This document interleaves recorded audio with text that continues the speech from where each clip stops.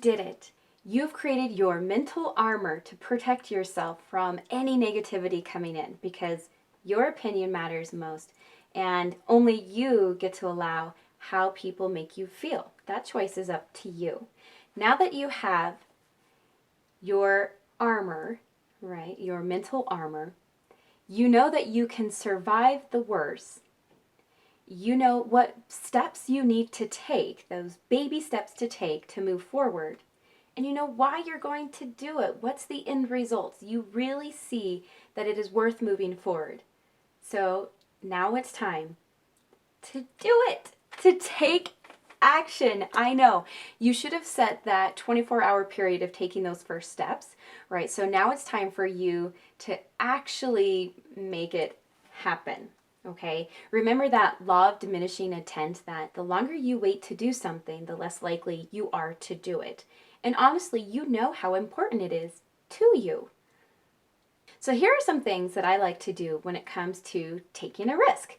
Number one, I like to tell somebody that I can trust. It's important that you tell somebody that's going to support you and knows that this is important to you and that you should do it.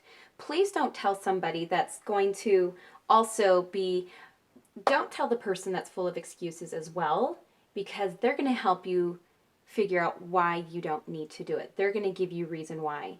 It makes them nervous for you to do it. But if you find someone that's encouraging and supportive, you're saying, hey, I am going to have this difficult conversation, or hey, I'm going to make a connection with somebody and build a new friendship.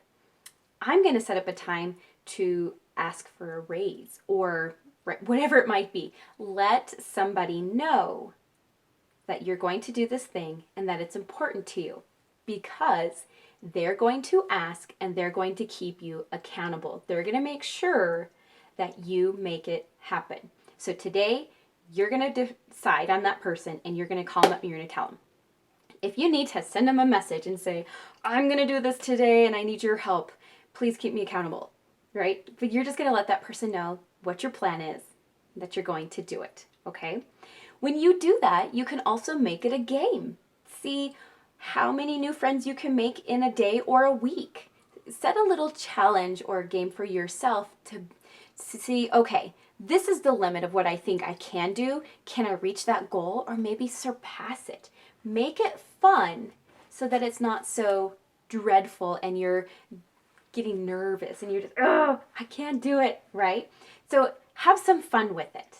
Really, that's all you got to do is have fun, okay? The last thing is set a reward for yourself. Doing that thing, yes, pays off and you get an end result, a feeling, a relationship.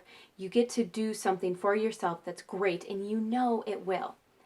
But give yourself a reward, something that's going to make you feel good, right? So maybe you get to take a hot bubble bath, or maybe you get to take some time to read a fun mama book or whatever it might be, but find some type of reward for yourself for doing that little thing. Shoot, if you want to take your kids for ice cream because mama took a risk and did something outside of her comfort zone, go for it. Decide on a little thing that's going to reward that activity so that you keep doing it. Because remember, being courageous is not a personality thing. It's a skill.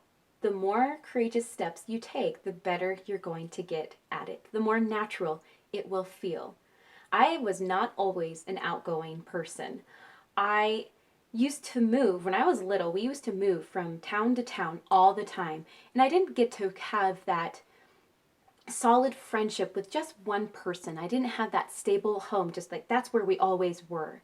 And so for a while, I was just that little girl in the corner and nobody knew who I was. They just thought I was strange, or I thought they thought I was strange.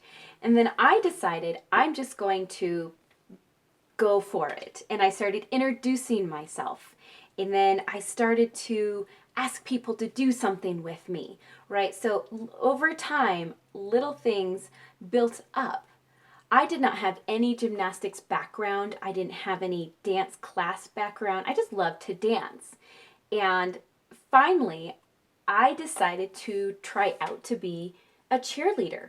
I had nothing in my background or abilities except for the love for dance to be a cheerleader. I didn't have any friends that were cheerleaders, but I wanted to dance. So I tried out. I took that step. And it's little things like that that I've done over time. When I was a junior, they had this tryout for being an all-star. And I was told by teammates and coaches that I wasn't a pom dancer. I was in cheerleading, but we didn't have all the experience that the other girls had as well, to not get my hopes up. The first step was signing my name on the paper. The second step, learning the dance. I showed up and I learned the dance, and it was kind of hard. The third step, the big step, was the tryout. The tryout was not the first step. The first step was putting my name on the paper. And you know what? I did it. I made the team, and I got to go to Paris. 16 years old, I got to go to Paris and perform for the Millennium Parade. No one in my town, my family, had done anything like that. But because I put my name on a paper and I just took a chance, it's little steps over time that really, if there's that little thing that you want to do, it's the making friendships. Because I moved so often, I always met people but didn't have a close friendship, and it was letting people in. So I started to schedule dates with just the two of us, not a group, but just two of us getting together. You can take those tiny 10 seconds of courage, take a risk for just 10 seconds, and see where it takes you. Because the universe has plans for you, and you can do it. I'm so excited for you guys. Please reach out. Let me know how it goes. What is that thing you're going to do? And once you've done it, what's next? Because it doesn't stop here. I'm so proud of you guys, and I know that that 10 seconds of courage is going to change your life. It's just picking up the phone to make a call, walking across the room to say hello. You've got it, and we'll see you there.